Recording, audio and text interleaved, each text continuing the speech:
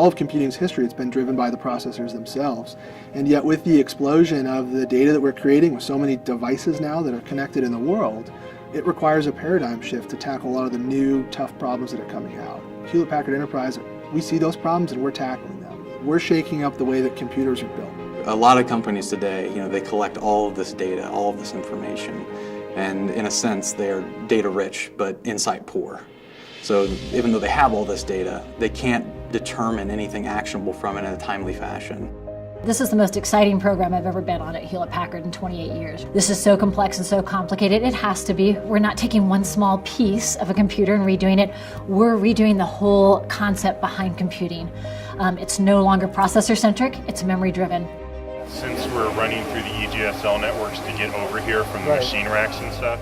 It was really clear early on this was a special project. There was unique architecture here. This was something that was going to change the game of computing. And even like 800 megabits or something, like we decided it was only going to... And so it's not just the system itself that's new, but the whole environment. Everything we did from a design perspective was pushing boundaries. They come around, so many more parts you guys need to test. We've got memory that's distributed throughout the system, but yet we need to access it at really fast speeds. And so we brought into the design photonics.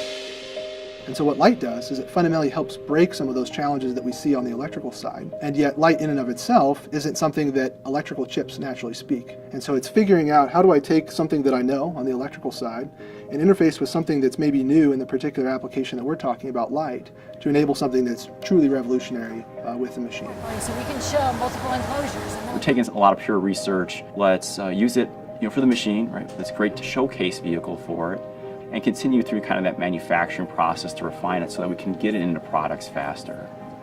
When we think back to where the machine started 5-8 years ago, it's pretty darn amazing that some concept someone started talking about is coming close to fruition here.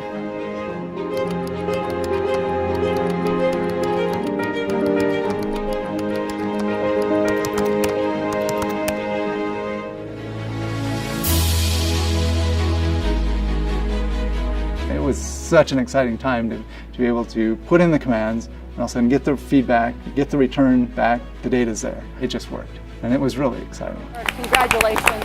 I am so thrilled to be part of this team. But to actually run it, and run it with hardware we've built here, this makes it real. I think it's game-changing. And now we have actual live nodes from the machine talking to each other, really making that memory-driven computing concept come to life right here in front of us. I think it opens a whole new level of problem solving. Sometimes it's difficult to see how the revolutionary advances are going to play out before they actually happen and they get in the hands of the people that use them. What are the ways that we haven't fully realized the potential that it can bring? How can I analyze data sets that are so large that I could never fathomably do it before? And what insights can I pull out of that to help drive business, infrastructure, or medicine, research? It's real, it's alive, it's running. We can't even necessarily predict how people, our customers, how the world will use this. We've only scratched the surface.